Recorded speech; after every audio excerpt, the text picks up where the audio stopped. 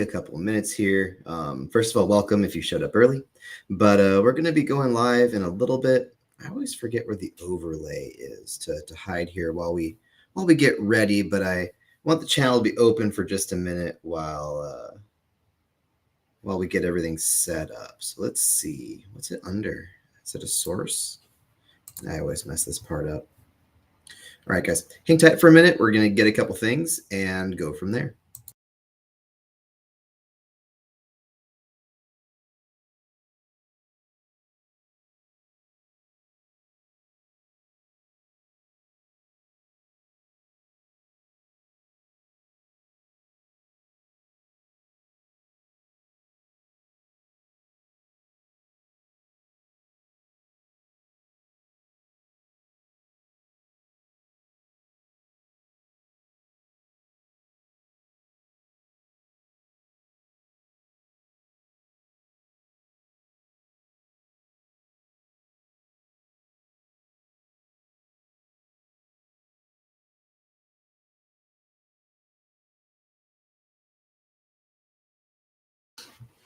All right. So first things first, invite all your friends. We're just going to hang out for a minute. I'm going to kind of be inviting everyone to all the different Facebook groups, which may be how a lot of people here find me.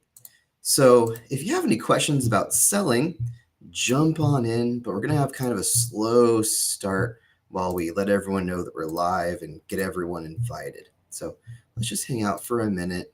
And like I said, how is real estate going for you guys? Do you have a listing you're having trouble selling? Do you have a buyer situation you're trying to work out? This time here is for you guys and to just generally help everyone out with their real estate situations and navigating all this craziness we've had since COVID, among everything else that's gone on. So let's see.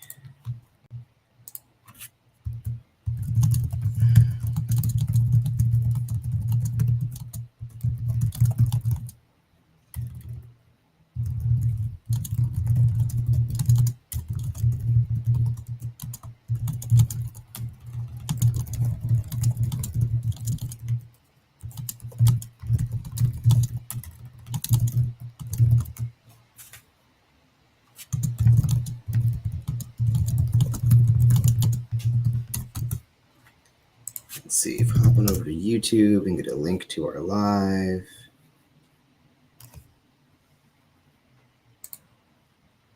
Your channel, share, copy.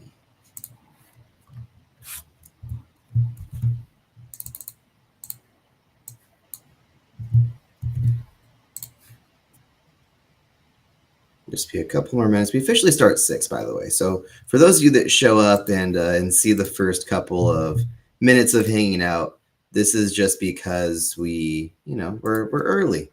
We're early birds. We're getting ready for everyone for when we officially start at 6.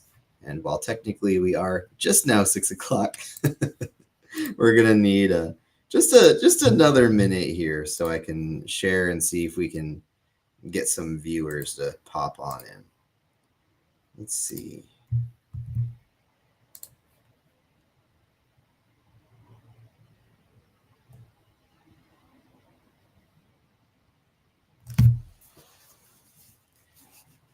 Then we're going to get our phone out so that we can see what's actually going on in the live. So like I said, how is everybody? What do you got going on? What's new? It's not just real estate, right? We do a lot more than just real estate. So, what's new in life? What's going on? I am excited, eager to know my audience and who we're talking to and all that kind of fun stuff. Let's see, go to my library. How do I see my own live? It's bad when I have trouble finding my own live, right? Live now. There we go. Okay. And now we got to get open our chat.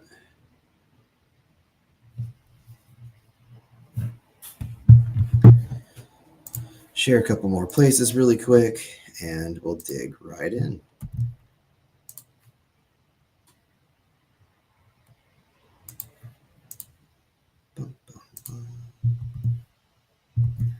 And I don't know, do you guys, comments are kind of slow. So part of me wants to keep that comment section open like it is, but it's really only going to matter if, if people are actually commenting.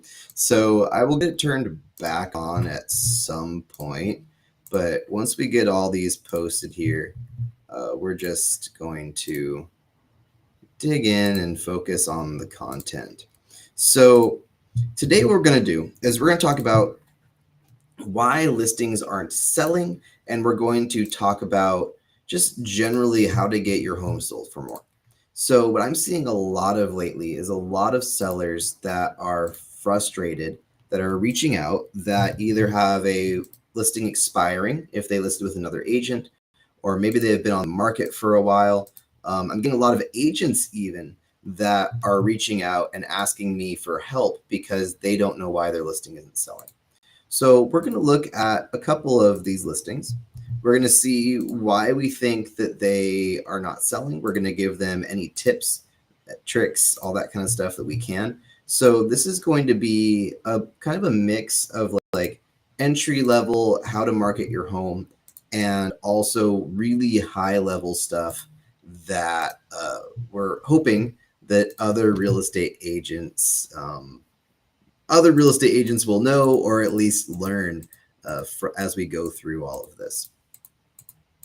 So let's see here. We're going to first take a look at one that reached out. So my barber, ironically enough, met up with one of his clients, and one of his clients is also a real estate agent. The real estate agent was frustrated, needing help selling their listing. So what we're going to do now is look at, frankly, why their listing isn't selling. And again, if you guys have other questions or have anything else you want to talk about, just let me know. We're going to hide the chat. Hide the chat for right now. Can I hide the chat? What's the button to hide the chat? Okay, so we're okay for now. So let's take a look at this listing.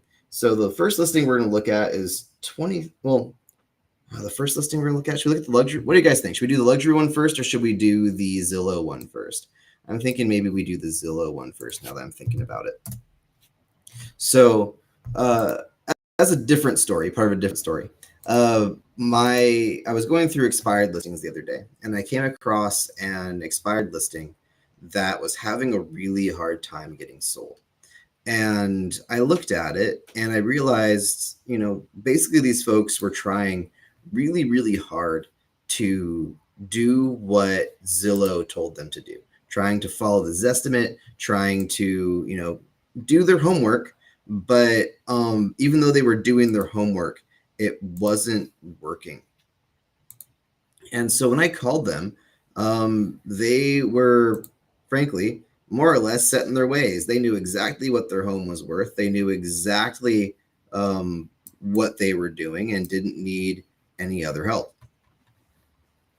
So let's take a look at this listing and let's figure out what's going on with it. So let me see real quick here. It's going to be the best way to do this. Is that the one? That's not the one. That's way higher now. Does Zestimate break? This guy. What?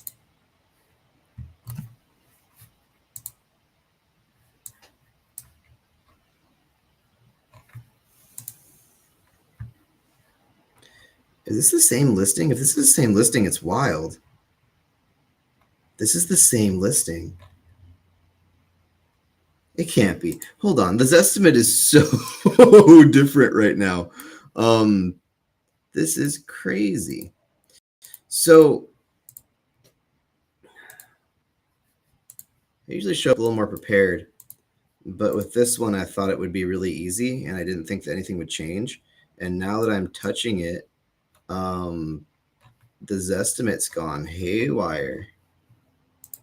Let's see real quick. So it might even be a better example if we're being honest, but it's kind of sad that it broke so much. Yeah. Okay. So we're going to look at, share my screen.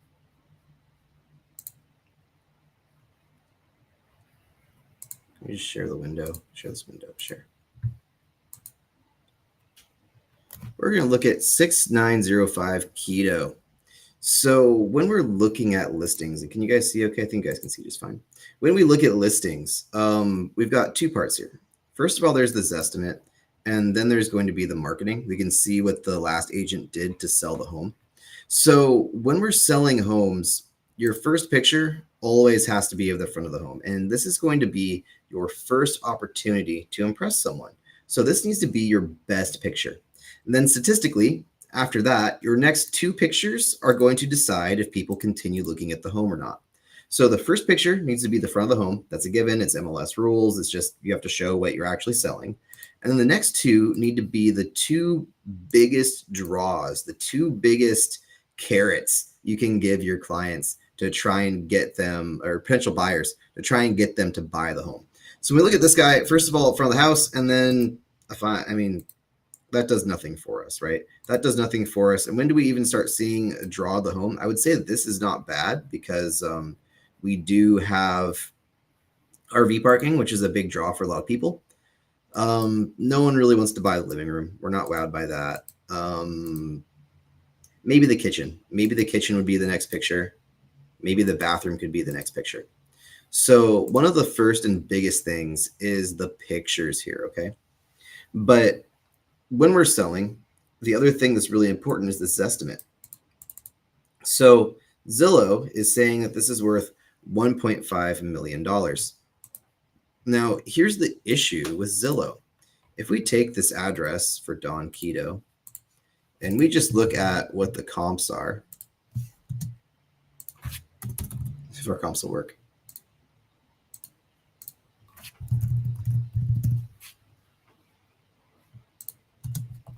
Just not gonna cooperate with us today. Next. There it goes. And we go to the comparable details. It's going to start pulling stuff from over here in Leisure Village that are smaller. And that's what Zillow does.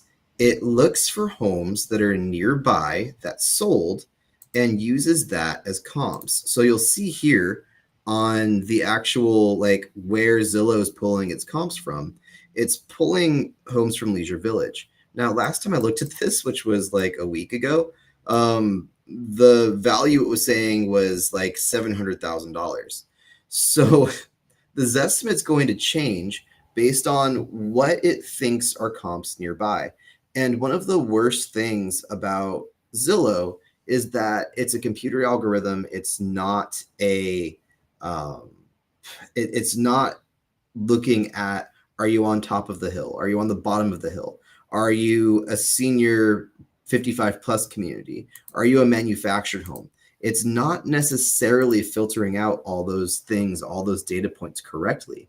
So it's going to come up with some weird numbers. So with Zillow, as long as you don't have any vacant land near you, as long as you don't have any condos for sale near you, as long as every single house is a cookie cutter and about the same condition, then your Zestimate works great.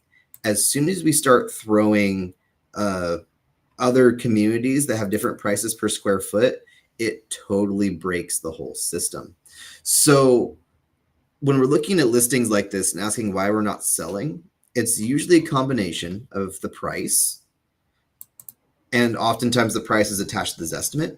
And then it's also taking into account just the general marketing you're using. Are you putting all the pictures in the right order? Are you using the property description, all that kind of stuff the way you're supposed to? So rather than focusing on this one listing that expired just because it was a good Zillow example, let's take a look at the one that needs some help. So we're going to look at 23780 Clarendon, Woodland Hills. This is us. So this listing is having a hard time selling. So when we look at it, and this is discussed with the listing agent, they're having a hard time selling. They're looking for more buyers. So when we look at this listing, how can we help it? What's going funky? So Zillow changed too. Everything's always different all the time. So when we first look at it, again, we want a good picture of the front of the house. We can't even get the whole front of the house in this picture. So it's not that it's a bad picture necessarily, but it's probably wise to get a wider angle lens to try and bring in some attention. We've got a 3.3 in Woodland Hills for 1.7 million. So again, we want the picture of the front of the house has to be the first one. If they don't like that one, they won't look at the next two. The next two need to be your two best pictures. I don't hate that picture. It's kind of nice. I don't hate that picture either. It's kind of nice. But those are two reasons that people are going to buy this home. Let's see. If we look at it, again, the kitchen is very often going to be a oh wow picture. That's going to be something that really draws people in. Bathrooms are another going to be one of your wow rooms. I'm not super impressed with this kitchen. We got just kind of normal tiles, normal stuff. So nothing super crazy going on there. Nothing to really get our wow factor. Closets, maybe, depending on who we're looking for. We know how much all the wives and ladies like the closets. I'm a sucker for it too. I need more space in my closet as it is. Again, not a super updated bathroom, right? Everything just kind of looks fine. Again, this looks outdated to me, especially the shower. So we're not looking at a listing that is really packing some wow factor. This should be the number one picture. This needs to be the front picture, right? This needs to be picture number one. And then we need to have maybe the pool and jacuzzi is number 3. Probably that kitchen is number 2, and then walk through the rest. So we've got a grill built in the back. We've got a nice pool. Overall, a solid looking listing. But why isn't it selling? So let's take this listing here. Shoot. Me and Zillow don't get along. All right, we have to type it in manually. So 23,780 Clarendon. 23,780 Clarendon Street. So now that we know, why is it not working today? Now that we know more or less what we're working with, let's look at the comps on it. So we can plug in our computer system here, and it cheats for us. We can put in all of our different parameters. I like looking for a little wider room count, especially when we're looking in higher end communities, because the price per square foot tends to be more important than the actual room count. We do want to make sure we're looking at single family houses and not looking at condos, townhouses, that kind of stuff, because that's going to mess us up. Square footage, we've got a 20% spread here. I don't love the radius that we're doing. How many comps do we have? We have 20. Yeah, that's too many. So let's cut that down to half. Let's look at 1 mile around our listing, which is still a lot of the time too big. Still too big. So let's do a half mile. Does that bring us down to a reasonable number? It gives us a little over 10. That's kind of what we want. So as we look at this and zoom in, so we have our listing. Let's build our CMA.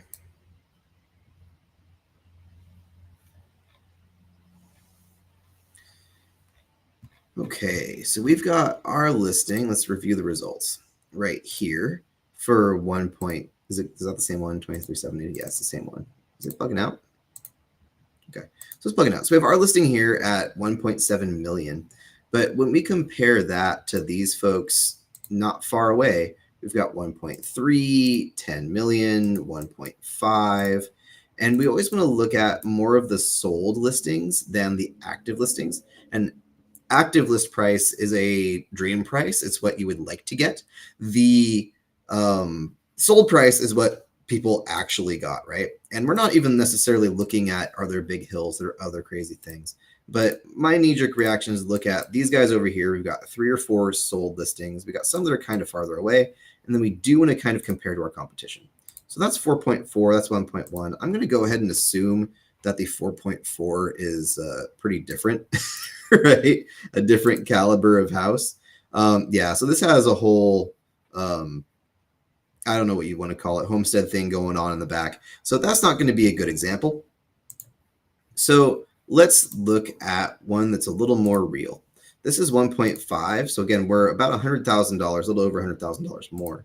So let's see how this house compares to what we're trying to sell. We got a solid house, 1 story, fresh paint. Everything's updated.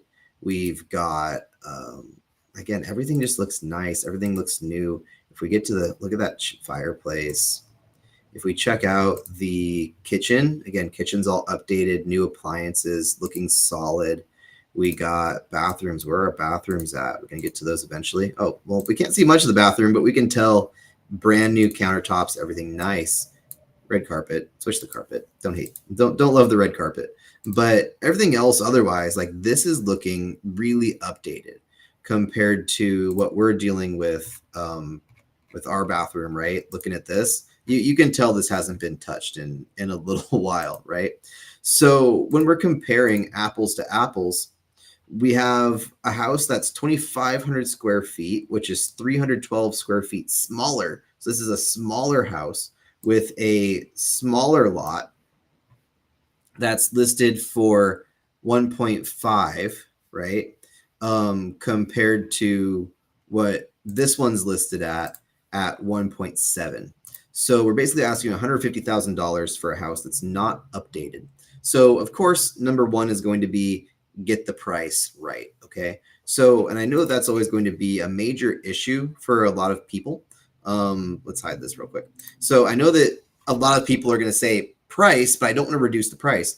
And I get you, but no matter what we do for our marketing, we can't necessarily get more money for a listing that's not worth it, even with good marketing. So knowing that we're going into this with kind of an uphill battle, let's keep digging into what we got. So first of all, update the pictures. Second of all, update, the house, the price, other things. But how are we doing in our property description? New major price reduction. Location, location, location. First time on the market in 50 years. The ultimate entertainer's dream home is perfect for raising your family. Located on top of a very secluded cul-de-sac, this two-story home is the only two-story on the entire street. Located in the highly desirable Woodland Hills West neighborhood, Charles Du Bois, mid-century modern design, unique to the neighborhood with over 2,900 square feet. So before we even get any farther, you see this whole block? I'm bored already. How about you? So what we need to use our property description for is not to convince people that there's a new major price reduction. Okay, cool. So we can't sell it, right? Location, location, location. That's all real estate, right? So we're not like, oh my God, this has a good location, because the other houses next door had good locations too, right? First time on the market in 50 years. Does that mean anything to buyers? It doesn't mean anything to me. I don't care if people bought it last year even. It's doesn't matter. The ultimate entertainer's dream home is perfect for raising your family. So now we've got to be careful, because now we're getting into things that we really shouldn't be talking about. We shouldn't be talking about protected things like family or class or other items. So this is like a red flag. Take that out. Located at the top of the very secluded cul-de-sac. No, that's better. So let's start talking about what's good and what's bad in a property description. Buy now. This deal won't wait. No one cares. Why are people reading the property description? They want to see what they can't see from the pictures. They want to know stuff that isn't super obvious in other ways. So we want to try to bring them value by giving them information that's not super obvious in the pictures, that's not super obvious in other ways. So the other thing we want to look for is keywords. So some people are going to be looking for words, or we're looking for things that aren't necessarily searchable. So cul-de-sac, that might be really important for someone. So making sure that certain words like cul-de-sac is going to be really helpful. So we want to look for things that aren't necessarily in the property description, but are searchable and that will make people happy, right? Jacuzzi, bathtub, dual shower heads, cul-de-sac, all of that kind of stuff. That's what we want to have. And we want to try to make it as clean as we can. If you're having a hard time doing this, by the way, use ChatGPT. ChatGPT will do your job for you. Granted, if you're a good agent, you can take what ChatGPT spits out and make it better. But this whole property description, this is hurting them. It's not helping them. Major price reduction. Again, we're like, oh, so he's desperate to sell, right? Location, location, location. That's not winning you over, right? We want to say something along the lines of, welcome to, what's the community called? Welcome to, it needs fixing too, but welcome to Woodland Welcome to Woodland West, featuring 3 bedrooms, 3 bathrooms, and over 3,000 square feet of pinnacle luxury life. Come on in and take a look. Uh, brand new jacuzzis with outdoor dining area, perfect for entertaining. Master suite. Again, a lot of people are gonna be mad at me, but you can't say master suite anymore. It's a primary suite. It's just rules. We can't help it as realtors. It's rules. So the primary suite has its own fireplace. Again, you don't say the primary suite has its own fireplace. We want to say something along the lines of enjoy, a lifestyle, right? We want to try and pitch a lifestyle, pitch items that people don't have, that they might be looking for. So imagine being cozy in bed with your own fireplace, private for your bedroom, right? Or, again, better ways to say things, but we need to come up with a pitch for this property, right?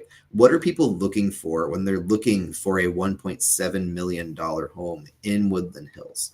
What things draw them in, and focus on those. So, what we focus on for a high-end 1.7 million in Woodland Hills might be completely different than what we focus on an entry-level condo in Oxnard, right? We're talking to different demographics. We're looking for different things. So we're putting in what we think is important to them in this whole section, right? That's what we're trying to do, is we're trying to make sure that all of this is appeasing to our clients, that we're using keywords, and that we're making it as just generally as easy and good to see as possible, okay? So the next thing we want to look at, on top of just in general, how's the marketing, which I think is the pricing, let's look at the home in general on here. Because my last question is, how hard is it to show? Easy to show. Please call or email listing agent for lockbox. Okay. So again, super easy to show. That's a major plus. So in general, if we want to get this listing sold, what do we have to do? First of all, better pictures. Second of all, better property description. Let's do the job right. Let's do it once, do it right, right? Past that, we've got competition just down the street at 1.5, 1.4, 1.3, and these homes are nice. They're not 2-story, but again, just being honest, I've never had someone really want a 2-story home. I don't think that a 2-story is a really big win. So in terms of 2 stories, so that's not really a plus. So what we're really looking at is that there's smaller homes with smaller lots for less money in better shape. This one's 401 square feet smaller for 1.4. So, I mean, I don't know. I don't know, but the price does seem a little bit aggressive. This is the same. Is this the same price? Yeah, same size, not far away, 57 square feet for 1.5. So, the price probably needs an adjustment. We need to fix the pictures. We need to do some updating. And from there, I think that we'll have a good go, but we've got a lot going against us on this listing. Especially when we look at the closed homes, that's going to be what we really want to pull from. So like this one, not far away, was smaller for 1.5, right? This one's 500 square feet bigger for 1.7. So price, pictures, description, ease of showing, just like every other listing, that's going to be the trick. So let's see real quick.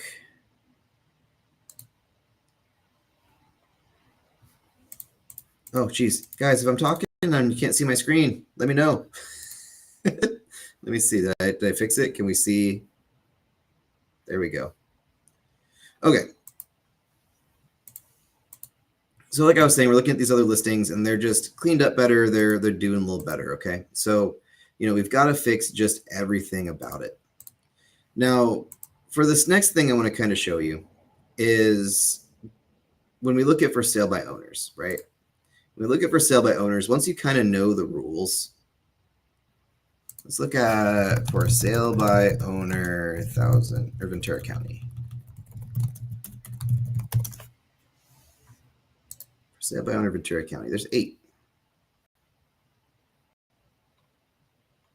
We're always going to be looking at the same several things, okay? We've got, I mean, where'd it go? Technically that one's Ventura County, but I'm not sure where that is. To me, this is Ventura County.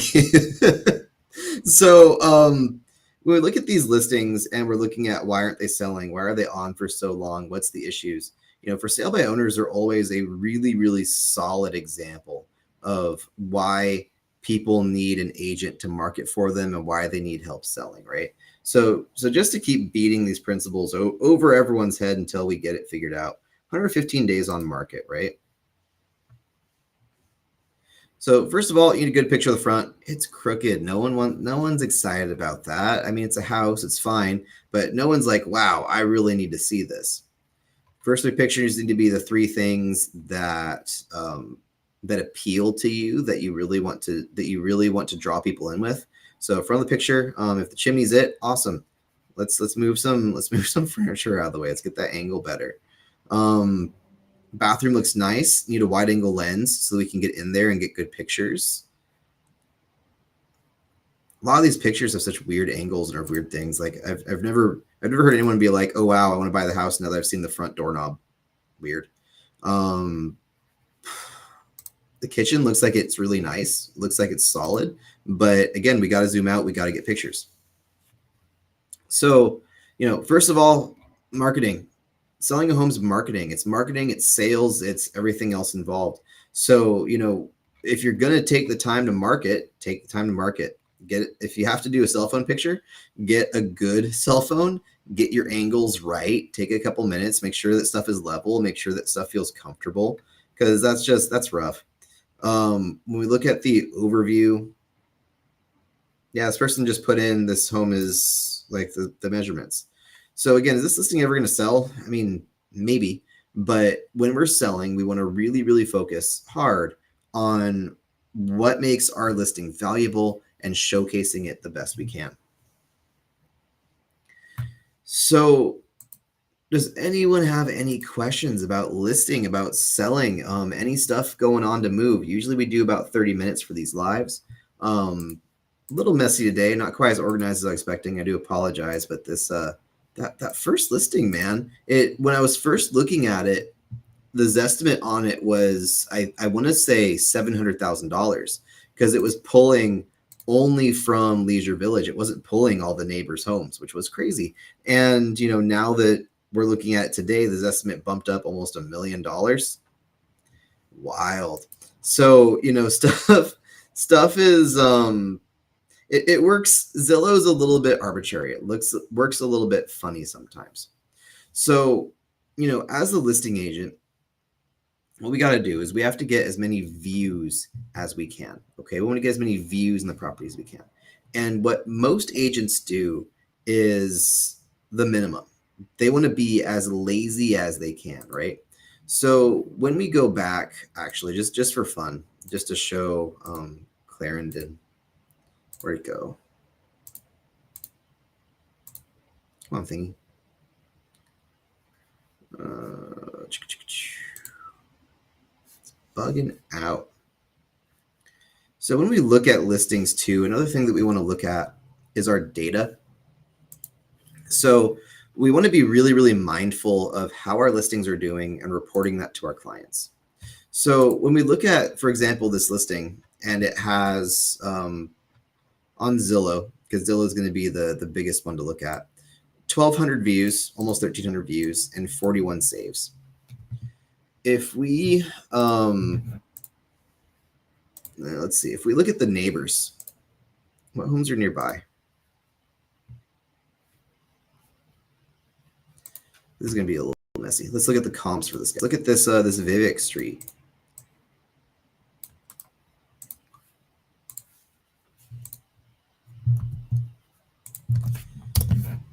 I don't like Zillow. It's the big website, but it is just not easy to navigate. When we look at Vivek, it has, where's our views? 1,300 views and 50 saves in 41 days. So, we're kind of on track with the neighbors. We're doing about the same number of views, but neither one is selling, right? When we look at really popular homes, they're going to be viewed more, and more views is going to equal a sale. So, as a real estate agent, Oh, this one's under contract. Oh, even better. So this one had only 1,300 views and got an offer accepted. This one has 1,200 views and no offer accepted. So again, the market's telling us more stuff by giving us data based on the listing and how it's working, right? So there's a certain number of views and there's a certain number of showings you should get before you get an offer.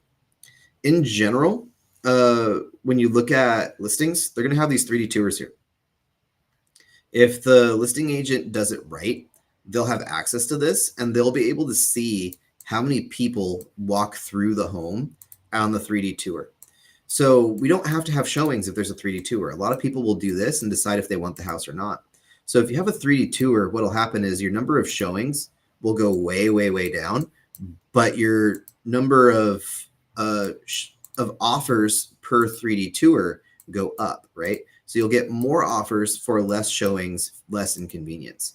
So what we can do is we can look at 3D tours and go, if we have 40 showings on average, if it's priced okay, we should get at least one offer. So our mission is to get our listing in front of as many people as we can to try and get as many walkthroughs as we can, to get as many showings as we can, pack as many people into the door, because just statistically, if enough people see the home, we get an offer, right?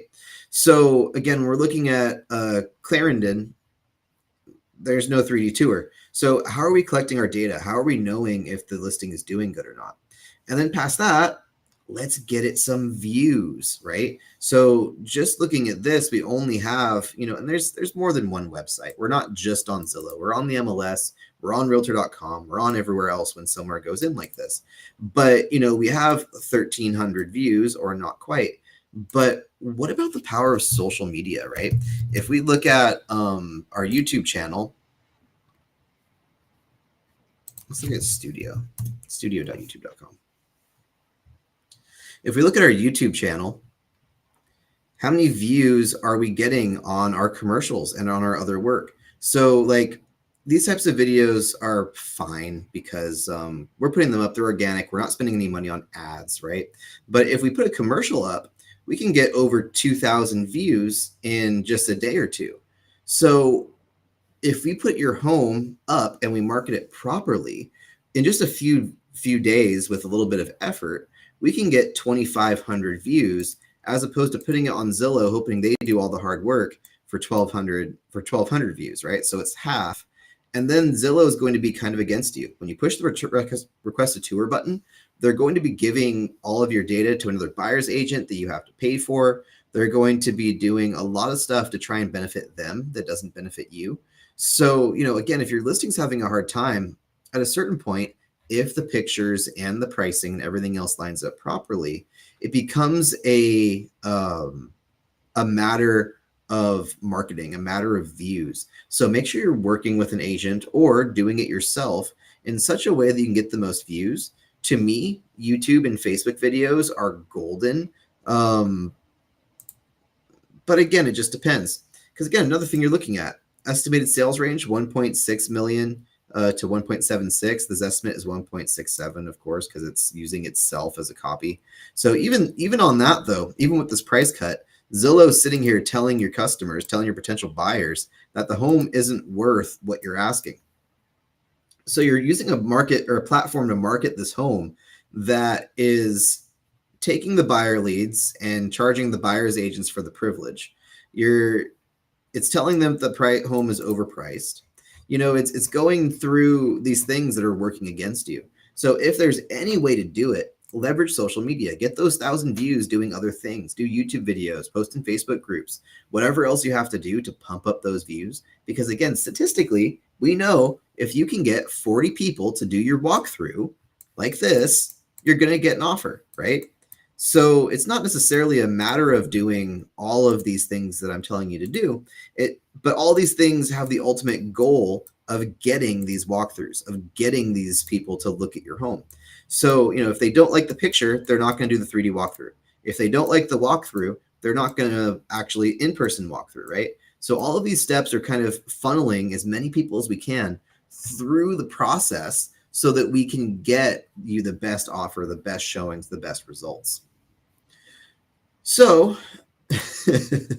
if you want to buy a home, Jeff Caprio is trying to get rid of this. He wants it sold. He wants some help. I think it's a wonderful looking home. It needs a few touch-ups, but nothing too crazy. And, for the right price, there's not a lot of competition. He's eager. It's a good home to buy. And Jeff, if you want some help getting this marketing dialed in, just let me know. What you guys might see in the next week or so is we might actually get a video up of this property. He's been kind of dragging feet, waiting for me to. I've been asking him to shoot a video there and get some better marketing done, but he hasn't been super excited. He's still trying to do it on his own. There's a little pride there, but maybe next week we can get out there and shoot some videos and see if we can help him get that property sold. So, anyways, guys, if you have a property that you are thinking about selling, or if you need any tips, tricks, anything else like that to help get your property bought, sold, anything else in the world, you know what to do. Call Castro, and I will catch you guys next week, every Sunday, right here, 6 o'clock.